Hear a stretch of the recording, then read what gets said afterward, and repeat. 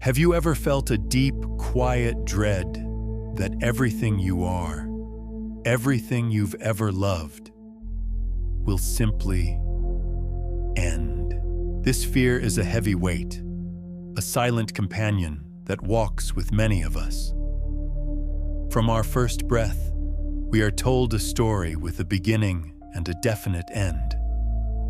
We learn to measure our lives in years, to race against a clock we can't see, and to hold on to moments tightly because we believe they will be lost forever. This story makes life feel fragile, precious, and at times, terrifying. But what if that story, the one that causes so much anxiety and sorrow, is incomplete? What if the deepest part of you remembers something else? A truth that doesn't operate on a timeline of birth and death. In our time together today, we will gently explore a profound and ancient understanding. The idea that you, the true you, were never born and will never die. This isn't a simple denial of the life and death we see with our eyes. Instead, it is an invitation to look deeper, to understand them not as an absolute beginning and a final end, but as sacred passages for a consciousness that is eternal.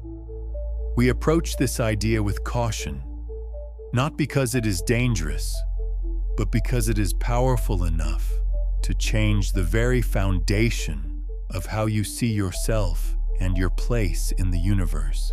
If these words stir something within you, a flicker of recognition, or even a sense of resistance, I invite you to share your thoughts in the comments below. This is not a place for debate, but for quiet reflection. A space where we can acknowledge the deep questions together.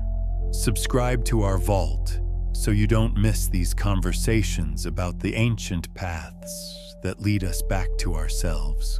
The ancient Hindu scripture, the Bhagavad Gita, speaks directly to this truth with a clarity that crosses millennia. For the soul, there is neither birth nor death at any time. It has not come into being, does not come into being, and will not come into being. It is unborn, eternal, ever-existing, and primeval. It is not slain when the body is slain. What does this mean for us right now? It suggests that what you truly are, the silent watcher behind your eyes, the consciousness that experiences your life, is not the body that was born and will one day pass away. This isn't just an old belief, it's a map. It points to a part of you that is untouched by time, a presence that simply is. So, let's walk through this doorway together, cautiously and with an open heart. Let's explore why this ancient idea feels so foreign, yet so familiar, and what it truly means for the life you are living right now. Let us begin with a simple, foundational question, one that we so rarely pause to ask with genuine curiosity. What are you? Right now, as you listen to these words, what is the you that is listening? The immediate answer, the one we have been taught since childhood, is that you are a body. You are a name, a person, a physical form that exists in a particular place and time. You can look in the mirror and see yourself. You can feel the weight of your body in the chair, the air entering your lungs, the beat of your own heart. These sensations are so real, so constant, that they form the bedrock of our identity. The body is the anchor that moors us to this reality. It is the vessel through which we experience everything: joy, pain, warmth, cold. And so we conclude, I am this body. But let us look at this belief with gentle inquiry. Is it entirely true? The body you have today is not the same body you had 7 years ago. Scientists tell us that nearly all the cells in your body have been replaced. The skin you wear is new. The bones are reformed. The blood is replenished. Physically, you are in a constant state of flux, a river of biological processes that is never the same from one moment to the next. So if the body is always changing, can it be the permanent, unchanging you? If you were to lose a limb, are you less you? Of course not. The sense of I remains whole and complete, even when the body is not. This suggests that while you have a body, you are not exclusively that body. The body is a precious, temporary home. It is an instrument of experience, a lens through which consciousness can taste, touch, see, and learn in this physical world. But the one who is looking through that lens, the one who is aware of the body's sensations, must be something else, something more fundamental. So if you are not your body, then perhaps you are your mind. This seems like the next logical step. The mind is where your thoughts reside, where your personality is formed, where your memories are stored. The mind is the source of the constant inner monologue, the voice in your head that is reading these words and interpreting them right now. This voice says, I am smart, or I am not good enough. It says, I remember what happened yesterday, and I am worried about tomorrow. It tells a continuous story about me. This storyteller is very convincing. It has been with you your entire life, narrating every experience, judging every outcome, and planning every next move. It has built a vast and intricate identity for you, woven from threads of memory, belief, trauma, and triumph. We listen to this storyteller so constantly that we mistake its voice for our own. We believe that we are this story. I am the person who grew up in this town, who had these parents, who suffered this heartbreak, who achieved this success. The story becomes our definition. But let us apply the same gentle inquiry here. Are you really this voice? Have you ever had a moment of pure, quiet peace? Perhaps while watching a sunset, or listening to a piece of music, or simply sitting in nature. In those moments, the storyteller in your head often falls silent. The constant narration stops, and yet, you are still there. Your awareness is still present, perhaps even more vividly than before. You are there, experiencing the beauty, the peace, the stillness. So who is the one experiencing the silence when the thinking mind is quiet? This reveals a profound truth. The mind, like the body, is a tool. It is an incredibly powerful tool for navigating the world, for solving problems, for creating. But it is not the totality of who you are. The thoughts that flow through your awareness are like clouds passing in the sky. You, the real you, are the sky itself, the vast, open, silent awareness in which the clouds of thought appear and disappear. You are not the weather. You are the space that holds the weather. We have forgotten this. This is the great forgetting. We have become so hypnotized by the clouds that we have forgotten we are the sky. We have identified with the fleeting thoughts, the passing emotions, the ever-changing story. And why wouldn't we? The world around us constantly reinforces this identification. We are asked, what do you do for a living? What are your goals? What's your story? We are encouraged to build a strong personal brand, a well-defined ego. Our culture celebrates the story, not the silent awareness behind it.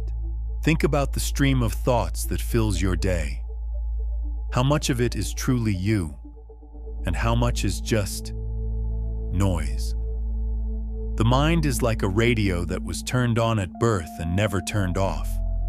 It plays old songs of regret, commercials for future anxieties, and talk shows of endless opinion and judgment. We have listened to this radio for so long, we think we are the radio. We think its static is the sound of our own soul. The caution we spoke of earlier begins here. To even consider that you are not your thoughts can feel frightening. The storyteller, the ego, does not want to be seen as a mere tool. It wants to be the master. The moment you question its authority, it may generate fear. It may say, "If I am not my thoughts, then I am nothing. If I let go of my story, I will disappear." This is the ego's survival instinct. It is terrified of silence because in the silence, its illusion of being in charge dissolves. But you will not disappear. What disappears is the tension. What disappears is the constant effort of maintaining a story, of defending a fragile identity. What disappears is the fear of being wrong or not enough. What remains is you. The calm, steady presence that was there all along, hidden beneath the noise. Let's look at memory. We believe we are the sum of our memories. Our identity is built on the foundation of our past. But memory is not a perfect recording of reality. It is a story we retell ourselves, and it changes with every retelling. We emphasize certain parts and forget others. We color events with the emotions we feel today, not the ones we felt back then. Your memory of an event from 10 years ago is a story about the past, created in the present. So if your memories are not a solid, unchanging record, but a fluid story, can they be the real you? Again, they are something you have, not something you are. You are the one who is aware of the memories as they arise. When a memory of sadness comes, you are the space that holds that memory. When a memory of joy comes, you are the same space holding that memory. The space itself is unchanged. It is neutral, open, and always present. This is why we suffer so much. We attach ourselves to the clouds. When a dark cloud of a painful memory appears, we grab onto it and say, "This is me. I am this pain." When a cloud of anxious thought about the future appears, we say, "This is my fate. I am this worry." We mistake the content of our awareness for awareness itself. Ancient traditions understood this. They used different words for it. Consciousness, self, Atman, the witness. But the meaning was the same. They all pointed to the truth that you are not the temporary character playing a role on the stage of life. You are the silent awareness that watches the play unfold. This is not an abstract philosophical idea. You can experience this directly. Let's try a small experiment right now. Just for a moment, notice your thoughts. Don't try to stop them or change them. Just watch them. See them come and go like cars on a street. There's a thought about what you need to do later. There's a thought about something someone said. There's a thought about this very sentence.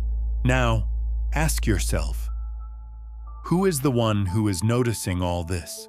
That which is noticing is not another thought. It is a silent, still presence. It doesn't have a name or a story. It is just there, aware. This is the first glimpse. This is the beginning of remembering. It has been with you every second of your life in the background, unnoticed. It is the part of you that was never born. It is the part of you that will never die. The body is born and dies. The personality is formed and will dissolve. The stories begin and they will end. But the awareness that experiences it all is not subject to any of those things. It is outside of time. It is the canvas upon which the entire painting of your life is drawn. We have been taught to focus only on the painting. We are so mesmerized by the colors, the drama, the figures in our life's story, that we have never stepped back to notice the canvas itself. Without the canvas, there could be no painting. The canvas is the most essential part. Yet it is completely overlooked. This first step on the path of remembering is simply this: to begin to notice the canvas. To begin to disentangle your sense of self from the temporary stories and sensations, and to start identifying with the timeless, aware space in which they occur. It is a shift in identity, from the content of your life to the context of your life, from the character to the awareness that perceives the character. This does not mean you reject your life, your body, or your mind. It means you begin to hold them in a new way. You see them for what they are: precious, temporary, and sacred tools for experience. You no longer need them to define you, so you can finally enjoy them without the constant fear of losing them. You can live your life more fully because you are no longer terrified of its ending. You know that the end of the story is not the end of you.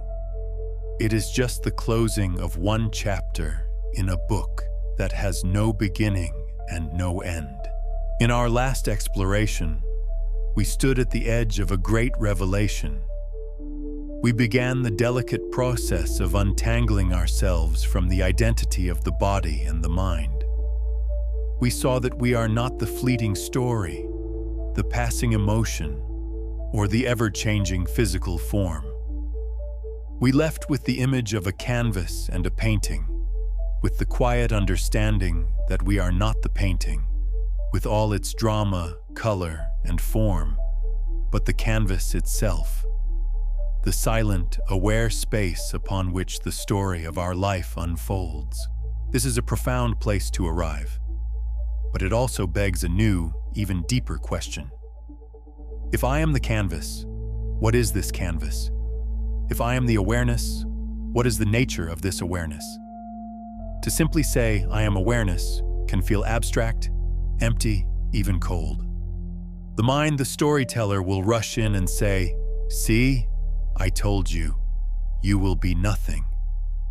So let us now explore the very texture, the very feeling of this awareness, not with the intellect, but with our whole being. Let us use another ancient and powerful image, one that speaks not of emptiness, but of fullness. Think of the ocean, vast and deep and eternal, and think of a single wave rising from the surface. The wave has a beginning. It gathers form, it travels, it has a unique shape and character. It interacts with other waves. It might be a small, gentle ripple or a towering, powerful swell, and it has an end as it crashes upon the shore and disappears back into the wholeness from which it came. For its entire existence, the wave believes it is a wave. It identifies completely with its form.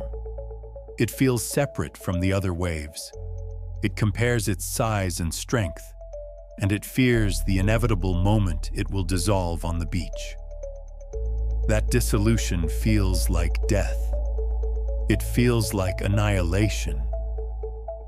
The wave's entire life is lived with this underlying fear of its own end. You, in your individual life, are this wave.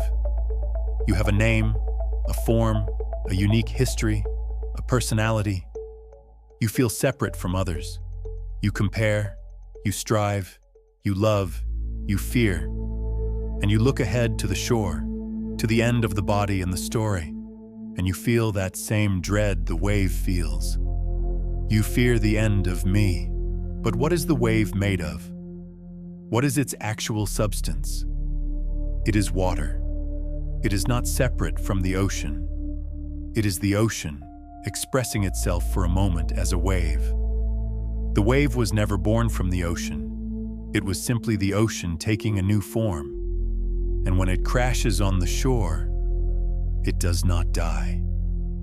It merely returns to the explicit awareness of its true nature. It merges back into the totality of itself. Its form dissolves, but its substance, the water, is unchanged. This is the great truth of who you are. You are not just the wave of your individual life. You are the entire ocean of consciousness. The you that you think of as your personality, your body, your story, that is the temporary form, the beautiful, unique, sacred wave. But your true, essential nature, the very substance of your being, is the ocean itself. It is the one universal consciousness that is expressing itself as you, as me, as every other person, every animal, every tree, every star. Why can't we feel this? Why does the feeling of separation feel so utterly real? It is because the wave can only perceive other waves. Its senses are designed to experience the surface, the world of forms.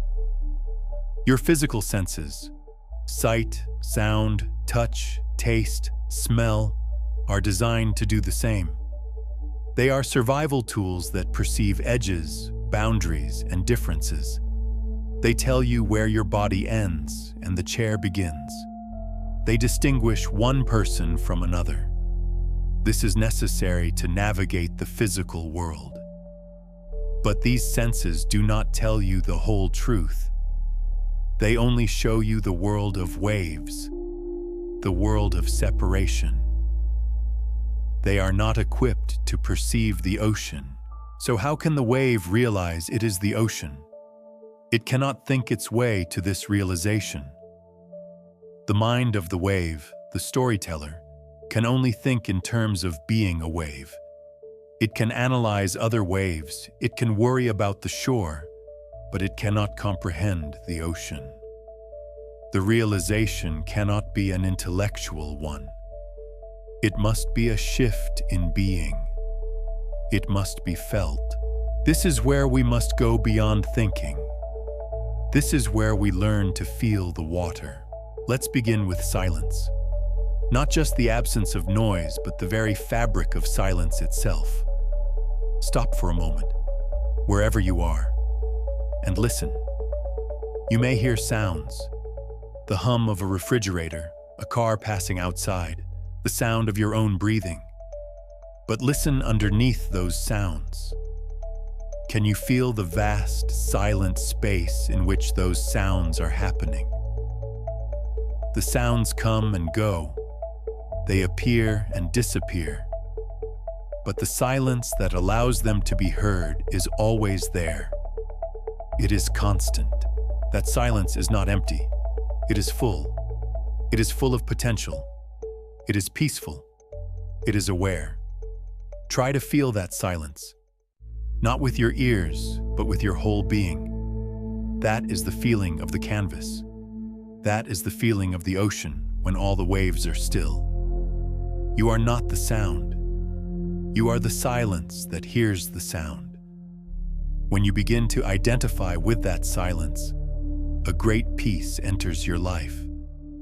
The noise of the world and the noise of your mind no longer disturb you in the same way, because you recognize them as temporary events happening within the vast, peaceful silence of your true self. Now, let's bring this into the body. Close your eyes if it feels right. Bring your attention away from the stories in your head and into the inner landscape of your body. Don't think about your body. Feel it from the inside. Can you feel a subtle energy inside your hands? A light tingling, a warmth, a vibration. You don't have to imagine it. It's already there. You just have to bring your quiet attention to it. Now feel it in your feet, in your legs, in your arms. Can you feel that your entire body is subtly alive, humming with a quiet energy? This inner aliveness is the feeling of the ocean moving within the wave. It is life itself, before the mind labels it or tells a story about it. It is pure presence. When you are feeling anxious or lost in thought, simply bringing your attention to this inner aliveness can anchor you back in the present moment, back in the truth of your being. The anxious story is a wave. The inner aliveness is the ocean. Rest in the ocean. A crucial question will arise here. The storyteller, the ego, will become afraid and ask, if I am the ocean, do I lose my uniqueness? Do I lose my personality, my passions, my love for my family? Do I cease to be me? This is a beautiful and important question. And the answer is no. You lose nothing of value. You only lose the fear and the suffering. The wave that realizes it is the ocean does not instantly flatten out and disappear. In fact, it becomes an even more glorious wave. It can now dance with total freedom and joy. It can rise to great heights and crash with magnificent power, because it is no longer afraid of dying. It knows that its form is temporary, but its essence is eternal. It is playing a game. Your personality, your talents, your loves, they do not vanish. They become the beautiful, unique way that the ocean expresses itself through you. Your life is no longer a desperate struggle for survival and validation. It becomes a joyful dance of creation and experience. You can love more deeply because you are no longer afraid of the pain of loss. You know that the consciousness you love in another is the same consciousness that you are, and that connection can never be broken. You can create more freely because you are no longer crippled by the fear of failure. The outcome doesn't define you. The joy is in the act of creation itself, the dance of the wave. When you begin to identify with the ocean of consciousness, your perception of the world transforms. You start to see other people not as separate, competing waves, but as other expressions of the very same ocean. The illusion of separation begins to dissolve. Empathy arises naturally, not as a moral duty, but as a recognition of oneself in another. How can you harm another when you know on the deepest level that they are a part of you? The foundation for conflict and hatred crumbles away. This is not a belief system. It is a direct experience. It is the experience of presence. It is the feeling of being rooted in the timeless, formless dimension of yourself, while simultaneously living in the world of time and form. You become a bridge between worlds. So, your practice is simple. Throughout your day, take moments to feel the ocean.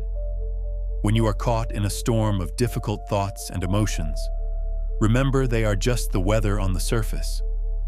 Go deeper. Feel the silent, still depths that are always unaffected by the storm. Find the inner aliveness in your body. Listen for the silence between sounds. Notice the space between thoughts. Each time you do this, you are weakening your identification with the temporary wave and strengthening your remembrance of the eternal ocean. This is not a one-time event. It is a gradual and gentle returning. It is a slow remembering of a truth that deep down you have known all along. You are not a fragile human being who was born and will one day die. You are the eternal consciousness, the entire ocean of life, pretending for a little while to be a wave, and it's time to wake up within the dream. We have journeyed far together. We have stood at the edge of our own identity and dared to look beyond the familiar labels of body and mind. We have felt the quiet, vast ocean of consciousness that is our true home, recognizing our individual life as a sacred, temporary wave upon its surface. This understanding is the key. But a key is meant to open a door. A question remains, whispered in the quiet moments of doubt. How do I live this truth when the world is loud? How does the wave dance when the sea is stormy? The answer does not lie in escaping the world, in retreating to a mountaintop, or in forcing yourself to feel peaceful. The answer lies in a place you have always been, but have rarely chosen to inhabit fully. It is the only place that is ever real, the only point where you can access your true nature. It is the present moment, the now. Your storyteller mind, the ego, is a time traveler. It lives almost exclusively in the graveyard of the past or the fantasy land of the future. It chews on old regrets, resentments, and glories, or it rehearses for future conversations, worries about potential disasters, and dreams of a salvation that is always just around the corner.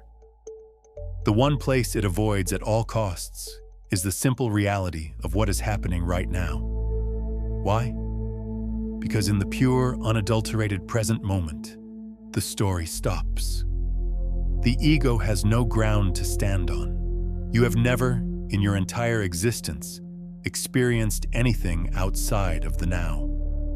Think about it. When you were remembering the past, you are doing it now.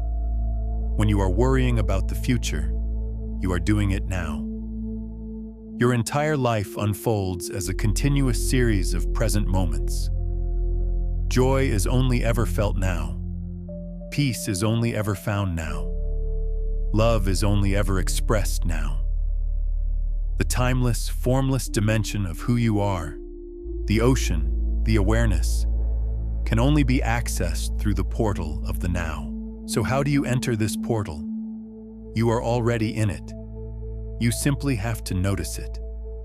Feel the breath entering and leaving your body. That is happening now. Listen to the sounds in the room without labeling them. That is happening now. Feel the contact of your feet on the floor. That is now. By bringing your attention to the simple, raw data of your senses, without adding a story to it, you pull your energy out of the phantom worlds of past and future and anchor it in reality. You become present. And in that presence, you can feel the silent, aware space that you are. But the mind will immediately protest. This is all well and good when the present moment is pleasant. But what happens when the now is filled with pain? What about grief, sickness, or heartbreak? I don't want to be present with that. This is perhaps the most important threshold to cross. The ancient wisdom does not promise a life without pain. Pain is a natural and unavoidable part of the human experience, the experience of the wave. What it offers is freedom from suffering. Pain and suffering are not the same thing. Pain is the raw, clean, physical or emotional sensation. Suffering is the mental story, the layer of resistance and judgment that we add on top of the pain. Imagine you are caught in a fire. The pain is the heat. It's an intense, clean signal. Suffering is the mental thrashing. Why is this happening to me? I can't stand this. This is a nightmare. How will I get out? This mental struggle adds a layer of torment that is often far worse than the original pain. The wisdom of presence teaches you to be still in the fire, to not add the story, to simply allow the raw sensation of the heat to be there, without resisting it. When you do this, something remarkable happens. The pain is still there, but the torment, the suffering, dissolves. The fire can then pass through you without consuming you. When you experience deep loss, the pain of grief is the clean expression of love. The suffering is the story. My life is over. I will never be happy again. I am all alone. By being present with the raw energy of grief in your body, without believing the story, you allow it to move through you. It becomes a sacred process of release, a testament to your love. The pain becomes a doorway, not a prison. Every difficulty, every challenge, every moment of pain is an invitation to go deeper. It is life's alarm clock, waking you up from the dream of the storyteller and forcing you back into the reality of the present moment, where your true, invulnerable nature resides. With this new orientation, your idea of purpose transforms completely. The ego's purpose is always in the future. It is about achieving a certain status, acquiring possessions, gaining recognition, or making a difference in a way that validates the story of me. There is a constant sense of not enoughness, a striving toward a goal that, even when reached, provides only temporary satisfaction before the mind sets a new goal. The purpose of an awakened consciousness is entirely different. Your primary purpose is not to do something, but to be something. It is to inhabit the present moment so fully that you become a space of peace, of awareness. Your purpose is to be the ocean, conscious of itself within the wave. From that state of being, any doing that arises is infused with a different quality. You could be washing the dishes.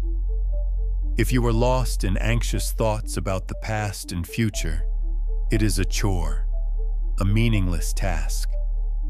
But if you are fully present, feeling the warmth of the water, seeing the soap bubbles, hearing the sound of the plates, then washing the dishes becomes a meditation. It becomes an act of peace. In that moment, you are fulfilling your purpose as profoundly as someone leading a nation. The what you are doing becomes secondary to the how, the state of consciousness you are bringing to the action. Your purpose is to bring the quality of the ocean, its stillness, its vastness, to the world of the waves. That is the greatest gift you can give. This leads to the final, and perhaps most liberating, understanding: the wisdom of surrender. In our culture, surrender sounds like defeat, weakness, giving up. But true surrender is the highest form of wisdom and strength. It is the recognition that the small storyteller mind is not in control of life, and that its constant attempts to manage, manipulate, and control everything is the source of all anxiety and stress. The wave does not try to control the ocean. It allows the tide to carry it. Surrender is not passive resignation. It is an intelligent and graceful alignment with the flow of life itself. It is seeing what is happening in the present moment and saying yes to it. Not because you necessarily like it, but because you are no longer willing to waste your energy arguing with reality. You stop fighting what is. This doesn't mean you don't take action. If your house is on fire, you don't surrender by sitting in the flames. You get up and leave. That is the intelligent response to the reality of the moment. But you do it without the inner state of panic and resistance, the mental suffering. You act from a place of clear, calm presence. You do what you need to do, but you let go of your attachment to the outcome, because you know that you are not in charge of the ocean. When you can live in this state of surrendered presence, you see that the world is not a random, threatening place. You begin to realize that life is happening for you, not to you. Every person who challenges you, every situation that triggers you, is a perfect mirror. It is life showing you, with great precision, where you are still caught in a story, where you are still identified with the wave. The person who angers you is not the problem. They are the teacher, pointing to the anger that was already dormant within you. The situation that creates anxiety is not the problem. It is the catalyst, showing you your own unconscious fear. Life becomes your guide, your guru. Every moment is a lesson. Every encounter is an opportunity to wake up more fully. The division between your spiritual life and your daily life dissolves. It all becomes one seamless practice of remembering who you are. The timeless, formless, silent awareness in which the entire dream of life is happening. And you, the dreamer, are finally beginning to awaken. So where does this long conversation leave us? We have journeyed from the fear of ending, through the illusion of the self, and into the vast, oceanic nature of our true being. It can feel like a great deal of information, a new and complex map to follow. But the truth is, the purpose of this entire journey is to arrive where you already are, and to recognize it for the first time. The great secret is that there is nothing to find, nothing to achieve, and no one you need to become. The entire path is one of unlearning the false, so that the truth of what you have always been can shine through. This is not about adding a new set of beliefs to your mind. Your mind can understand the metaphor of the ocean and the wave, but that is just knowledge, information. This journey is about remembering. It is a shift from knowing with the mind to feeling with your entire being. It is the difference between reading a description of water and feeling it cool your skin on a hot day. Do not strive to become the ocean. You already are. Instead, simply practice noticing the moments when you forget. The moments you believe you are only the small, frightened wave. And in those moments, gently turn your attention inward. Feel your breath. Feel the aliveness in your hands. Feel the silent, aware space that is holding the fearful thought. This is the only work there is to do. It is a simple, quiet, and constant returning home. Your life is not a problem to be solved. It is a mystery to be lived. And the core of that mystery is the divine consciousness that is looking out through your eyes at this very moment. The solution you have been seeking in the world is the very presence that is seeking. Remember, you are not alone in these feelings, in these questions, in this deep longing for truth. This path of remembering can feel lonely at times, as if you are learning a language no one around you speaks. But you are walking a path that countless others have walked throughout the ages, a silent lineage of souls waking up to themselves. The quiet recognitions you may have felt while listening to these words. Trust them. That inner resonance is your most reliable compass. It is more real and more true than any story the world will ever try to sell you about who you are. This journey is not a straight line to constant peace. There will be days, perhaps many, when you forget. Days when the story takes over, when the fear feels real, when you feel hopelessly lost in the identity of the wave. Be gentle with yourself in those moments. There is no failure on this path. There is only forgetting, and then the opportunity to remember again. Each moment of remembering is a victory. The forgetting is not a mistake. It too is part of the sacred dance of consciousness. So I will leave you not with an answer, but with a question to hold in the quiet of your own heart. When all the words fade away, both mine and the ones from the storyteller in your mind, what is the silent truth you remember about yourself?